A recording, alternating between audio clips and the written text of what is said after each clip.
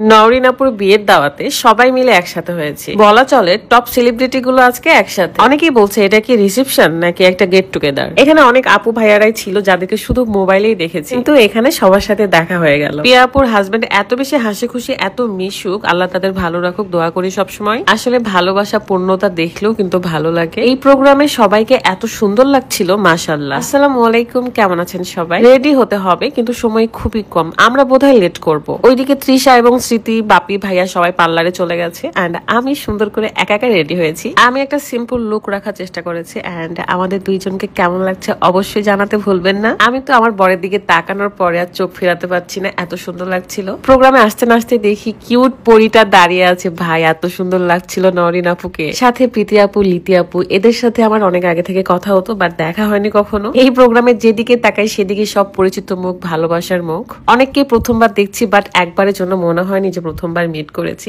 রাকিব ভাইয়া, অন্তরা আপু এবং ঋতু আপুদের ব্লগ আমার অনেক ভালো লাগে। দূর থেকে ভেবেছিলাম অন্তরা আপু বোধহয় কথাই বলবে না, বাট অনেক বেশি মিশুক, অনেক হাসি খুশি একটা মেয়ে। এদিকে দেখছি বর্ব মিলে ফটোশুট করছিল, দেন আমি বসে গেলাম। ভাইয়া অনেক বেশি ভদ্র একটা ছেলে, মাশাআল্লাহ। ভাইয়ার সাথে দেখা হওয়ার পর কেউ বলতে পারবে না তার সাথে সবাই প্রথমবার দেখা করছে। সবচেয়ে ভালো লেগেছে নওরিন আপু এবং ভাইয়া সবাইকে সময় দিয়েছে, সবাইকে একরকম ভাবে সময় দিয়েছে। এইটা কিন্তু খুবই গুরুত্বপূর্ণ একটা বিষয়। যাই হোক, স্মৃতিকে তো মাশাআল্লাহ অনেক সুন্দর লাগছে, আর ওনার কাজ আমার ভিডিওতে ব্যাগরা ঘটানো। চলে আসছে ম্যাডাম। দেখছি অনলাইনে অনেকেই বলছিল যে স্মৃতি রিসেপশন নাকি নওরিন আপুর। বাই দা ওয়ে, এটা কিন্তু রিসেপশন নয়, আপনারা বলতে পারেন একটা গেট টুগেদার। এমনকি এটাও বলা চলে নওরিন আপুর সব প্রিয় মানুষদেরকে নিয়ে একটা প্রোগ্রাম করছে, যেহেতু আমরা তার বিয়ের দিন যেতে পারিনি বা থাকতে পারি নাই, তাই বন্ধু বান্ধব মিলে একটা প্রোগ্রাম করেছে যেখানে আমরা সবাই একসাথে হয়েছি। একটা জিনিস লক্ষ্য করবেন যে দুই ফ্যামিলির কিন্তু কোনো গার্জিয়ান ছিল না এখানে, তার মানে হলো মেইন রিসেপশন কিন্তু এটা নয়। প্রিয়া আপু খুব হাসি খুশি একটা মেয়ে, আল্লাহ তাকে অনেক অনেক বেশি ভালো রাখুক।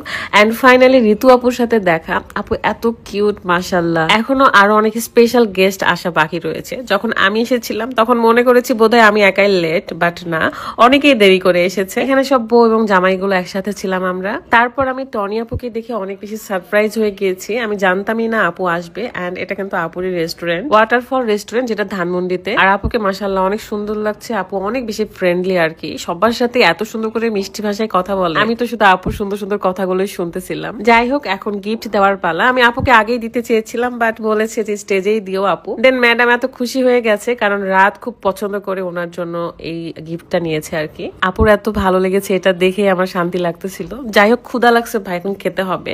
এর মধ্যে প্রত্যয় ভাইয়া আসছে, আর রাদের খুব পছন্দের একটা মানুষ, তার সাথে আগে সেলফি তুলে নিল। আমার খুব ভালো লেগেছে, অনেক রকমের ভর্তা ছিল, মানে বাঙালি খাবার থেকে শুরু করে চাইনিজ খাবার, ডেজার্ট আইটেম থেকে শুরু করে সবকিছু ছিল, আর অনেক মজা লাগছে আমার। টনি আপুর মেয়ে নিজের মেয়ের মতো মনে করেছি। এখানে অমিয়াপুর ফোনে আমরা টিকটক করছিলাম, এন্ড রাধা অনেক বেশি লজ্জা পাচ্ছিল। আর এই যে বাবুটা, মাশাআল্লাহ এত কিউট, আমি তো ওকে ছাড়তে চাচ্ছিলাম না। এখন বাজে প্রায় রাত 12টা, তাও আমরা স্টিল এখানে, কারণ সবাই মিলে এত বেশি আমরা ভালো সময় কাটাচ্ছি যে এখান থেকে বের হওয়ার কোনো নামই নাই। আসলে ভালোবাসার পূর্ণতা দেখলেও ভালো লাগে, কারো ভালো থাকা দেখলেও ভালো লাগে। সকলেই আপনারা দোয়া করবেন যেন আপুর বিবাহিত জীবনে অনেক অনেক ভালো থাকে, তার জীবনটা যেন হাসি খুশিতে ভরে যায়। আমরা রথি আপুর সাথেও কিছু টিকটক ভিডিও করি, এবং লাস্ট মোমেন্টে কিন্তু এখানে এঙ্গেজমেন্ট হচ্ছিল আমাদের সামনে। একে অপরকে সুন্দর করে রিংটা পরিয়ে দিচ্ছে।